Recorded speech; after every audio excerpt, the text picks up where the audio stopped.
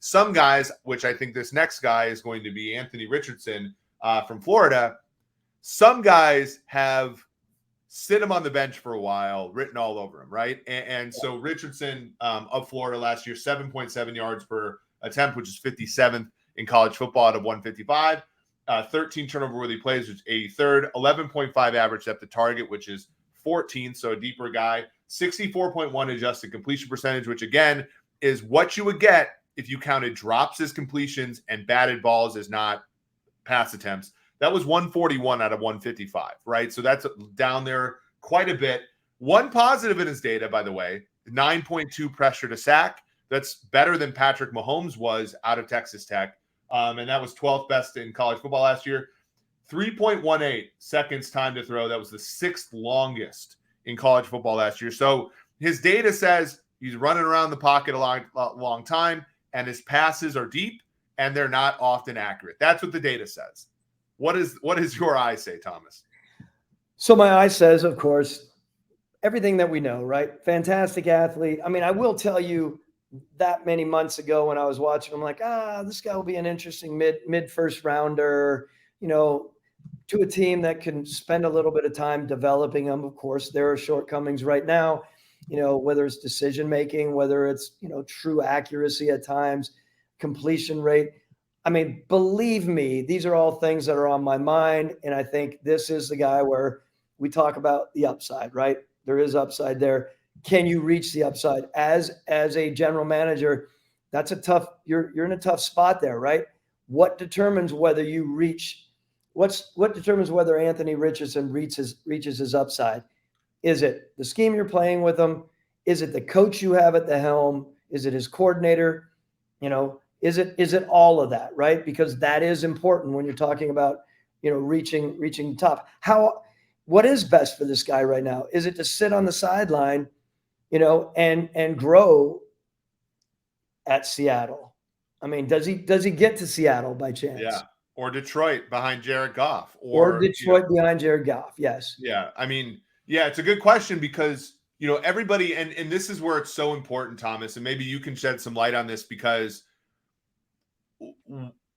I don't think that people really appreciate how difficult it is to scout and not to draw from your past experiences too much. Because we all look at Mahomes and we all think about, oh my God, Mahomes came in and Mahomes was much better than Anthony Richardson his final year, but he was very similar to Anthony Richardson in his first year. The issue is that we're not getting the next 2 years of Anthony Richardson. He's coming out after what would have been Mahomes' first year as a starter. So, he doesn't get to develop in college the same way that a guy like Mahomes did. But everybody's looking and everybody's looking at the playoffs in the AFC and saying, okay, Patrick Mahomes, that's a world-class talent.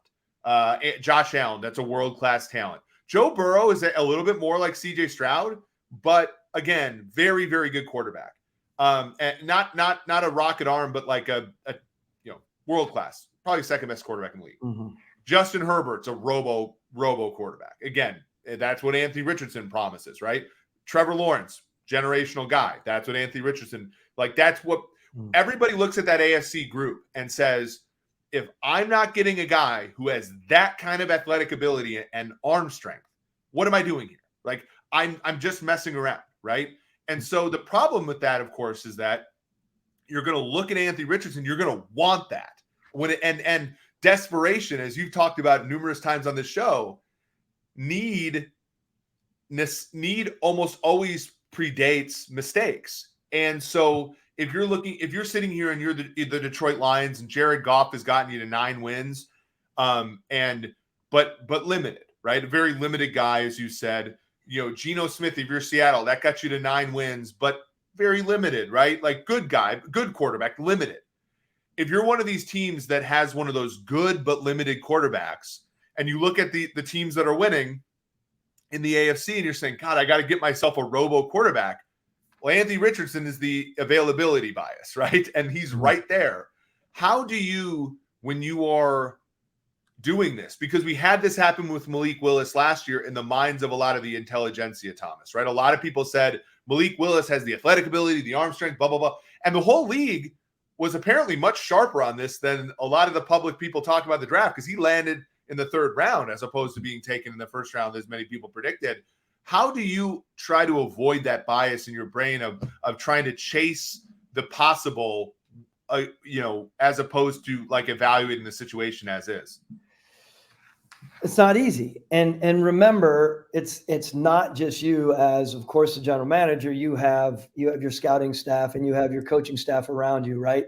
And we're always discussing that as you're building up, right? So and the biases that you have, to your point, it's just plain and simple not easy. I sit there and I start thinking about, if you're referring to the biases, you're talking about size, athleticism, right? Maybe doesn't have everything together right now. And then are you suggesting that in time, that will all come together with the proper coaching? I mean, let's talk about that for a minute, because I do want to chat. When you talk about biases, does Ran Carthon, let's use him as an example, right? At Tennessee, he just gets that GM job. He's got a quarterback situation that he needs to really hone in on. Is this a good situation for them? Not only because he's got his background with Florida, of course, right? Does he have biases that he has to deal with? And is it beneficial for that team to take it all in and work with this guy and continue to grow with a guy like Anthony Richardson at Tennessee? I want to bring that back around to you for a minute. Yeah, right. Because if you're the Niners, you think about your path, right?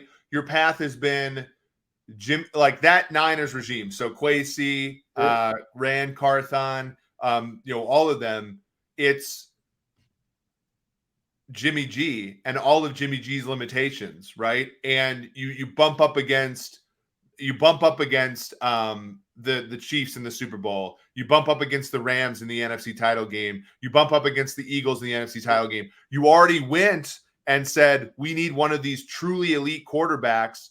And this gets back to the whole, like, not every one of them should sit, but you go get this a truly elite athlete in Trey Lance out of North Dakota State. Right. And if it wasn't for injuries, maybe, like, I think that could be part of his thought process. Because you think about Tennessee and where, and maybe this is a good thing to ask you, because you talk about Tennessee. When you got to Atlanta, obviously the folks there before you failed for reasons that were partially their fault and then partially the Michael Vick thing and all this stuff.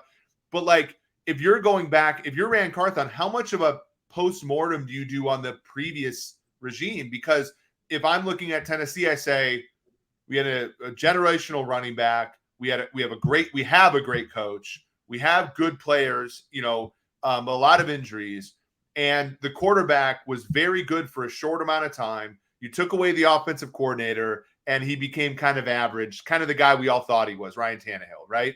Mm-hmm. And so very Jimmy G-like, right? I think if you put Jimmy G in the same situation as Tannehill, you get similar results. So the Niners very clearly saw Jimmy G and wanted a better athlete, wanted more upside.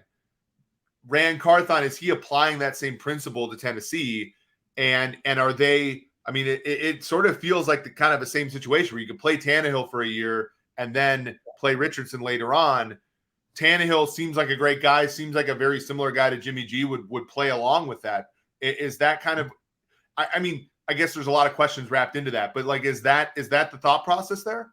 Well, I think it could be. I mean, here's Ran thinking he would love a movement type quarterback. He would daydream, more than likely, the fact that he has seen, as he's done his postmortem, as you refer to it as, he has seen the pedestrian side of what's going on with that offense there, and Tannehill, and the limited upside. As solid as he has been, solid is not going to win them Super Bowls, and they know that. Right. And to daydream again, I remember daydreaming. When you're going in as a general manager and it's your first time picking off the board and literally in charge of it, you, of course, want to hit a home run, right? And you want to bring a guy like this in, even if he's not ready out the gate, that you're able to build with, and that's what you're going to be hanging on to. And you're going to be talking with your owner consistently about the growth of a guy like Anthony Richardson while you still have a quarterback that can get you 9+ wins, right? That's what we know. So there is a settling element. This sounds really odd for other teams. It would be man, a shot in the dark, right? Or maybe that's the wrong line, but it would be a lot more haphazard in their mind about bringing in Anthony Richardson, right? I Yeah. think someone like Rand and some of the teams like that, I think the same thing with Seattle. Just knowing that you have someone, you know, leading the charge and you're going to win games, you're going to keep the fan base happy. No one wants to hear about this. You're going to keep mainly the owner happy. You're going to keep your morale up. That is a great feeling to know. How long you can do that for, Eric? Is that 1 or 2 years? Maybe. I don't think that someone like Rand Carthon at Tennessee believes he has 3 and 4 years to keep someone on the bench. Far from that. He's hoping. Yeah, and that's where I think it always gets hard, because you even think about Jordan Love in Green Bay and you're thinking a lot of similar ideas, very good arm, very solid athleticism, project, not the greatest statistics in college. And Aaron Rodgers, being that guy who can kind of keep him on the bench for a while, but that caused consternation. And in fact, a lot of the issues that the Packers are dealing with is the fact that they had to sort of pay back Aaron for the disrespect of drafting there's that contract that Aaron signed was sort of, it was in large part because they said, look, like, we made a mistake by misjudging you in 2020, and now we have to pay you back for that. And like, you're sort of making 2 errors with one. Like, I worry about those kind of things. It is tough. I think you have to be okay with taking it. Like, if you're the Lions, let's say, you got to be okay taking Anthony Richardson 6th. And if he never develops, never playing him.